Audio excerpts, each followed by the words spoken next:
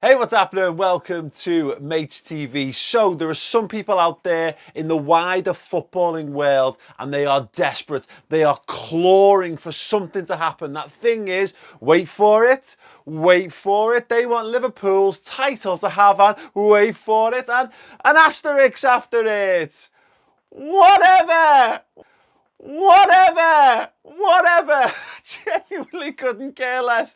Do what you want to do. Do what you want to do. Do what you've got to do. Do whatever you need to do. Call it sporting integrity. Call it banter. Whatever. It's been 30 years since Liverpool won the title. They could literally smear the Premier League trophy in human feces and drop it into the middle of a trench filled with snakes and tarantulas and Tories, and I would still, I would go and pick it up with my mouth and drag it back to Anfield if that's what it took to get that title. So you know what? Stick your asterisks. Stick it next to the trophy. Stick it on the trophy. Engrave it next to Liverpool's name on the trophy. Or, equally, feel free and stick it up your arse. Because, look, I think you'd struggle to find a Liverpool fan on the face of earth who will feel that the title is somehow tainted. Look, is it an ideal situation? No. Is it the way that we all envisaged it? No. Is it...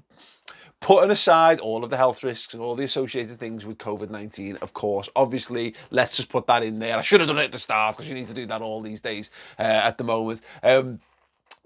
It's far more important things, but is it how I want it? Is it fair that a Liverpool side, having waited so long for the title, having been so good, should have that kind of taken away from them? No, not really, but there's far more things that aren't fair in life, more so than ever, again, in the current climate, you know, again, but you can't talk about those kind of things, really, in anything other than a truly top-line, light-hearted sense, which I'm sure you all know is what I'm doing here.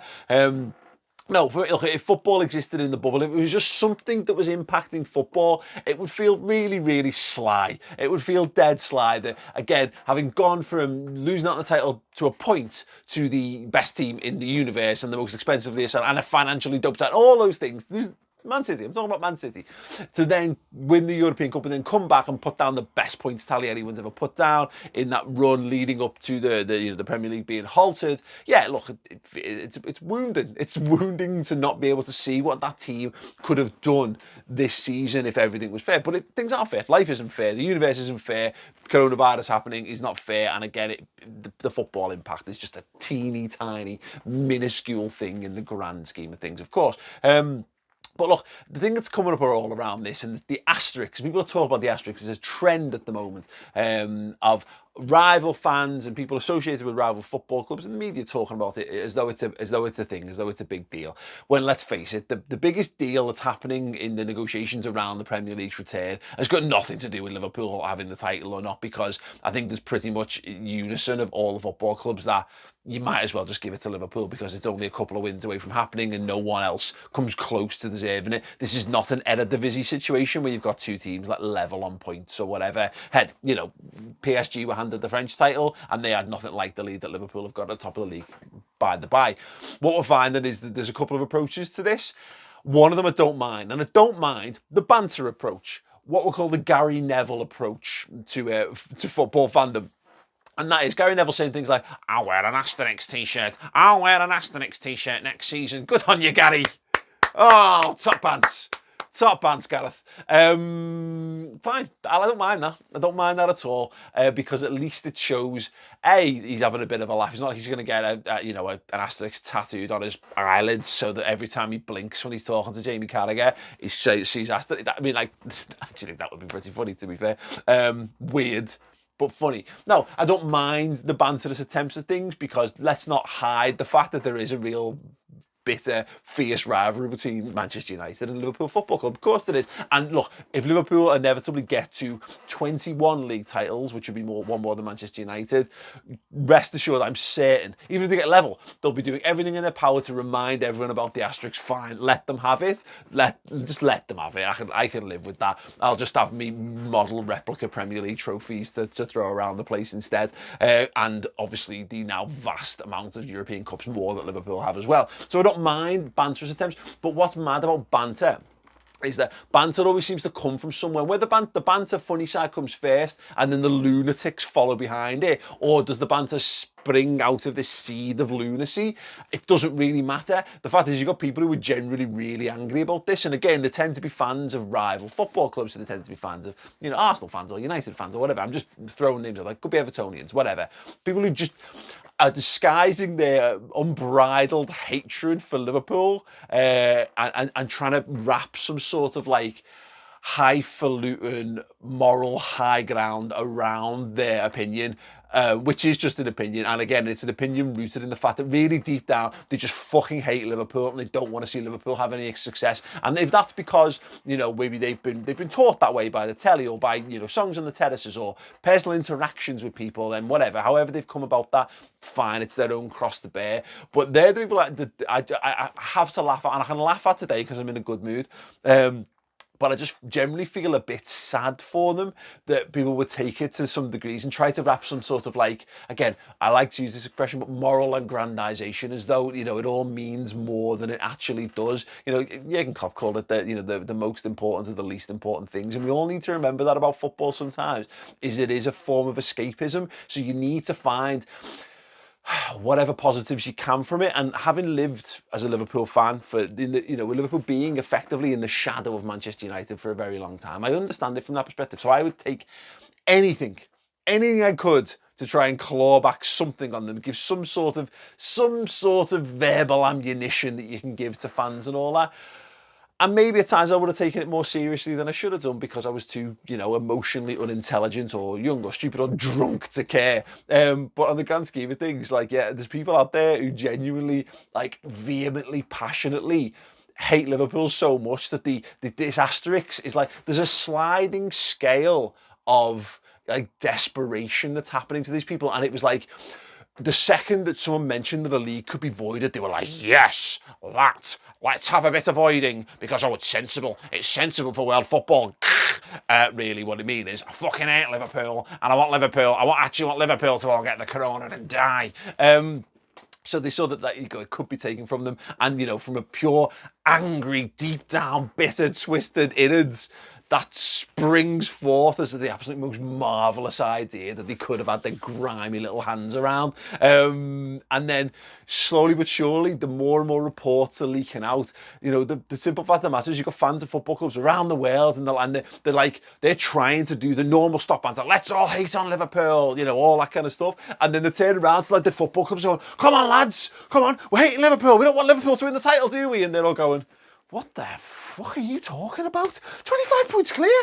It's got nothing to do. It's not our business. Just give Liverpool the title. They deserve it. And they go, what? Well, hang on. Well, for football, the people at our football club don't want to be banter.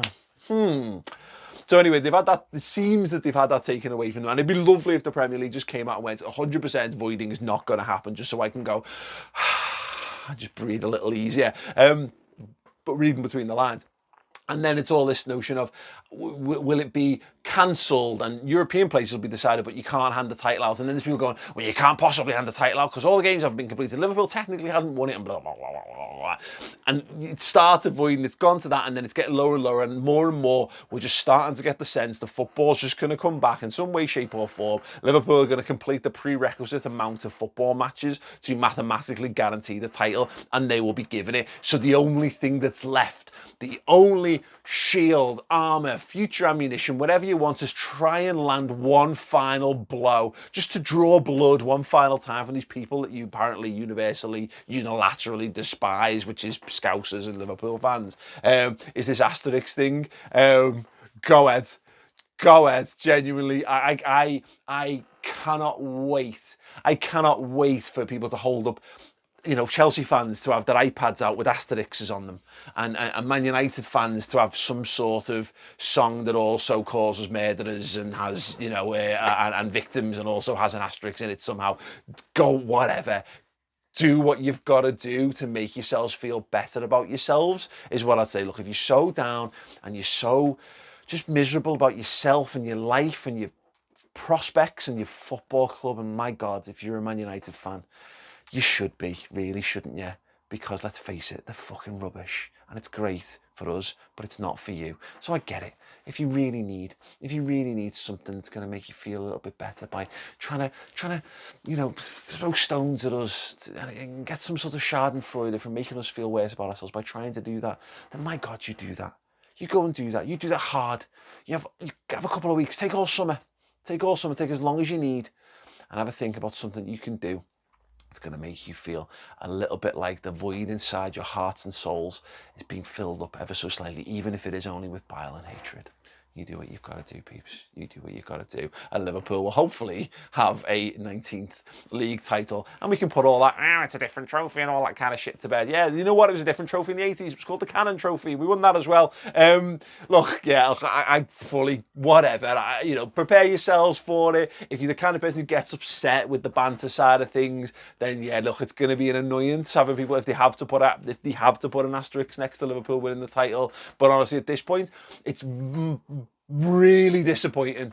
Be really disappointing that we can't be. That's the big thing, that I'm not going to be able to be there in the stadium to see it, then not have 55,000 Liverpool fans all going mad for it, because that 2-minute spell at the end of last season when we were on top of the league, when City were losing to Brighton, was the best feeling I've ever felt in football, and I wanted to feel that again. But the good thing is Liverpool's team are in the prime, their absolute prime. They don't need particularly any great transfer work doing.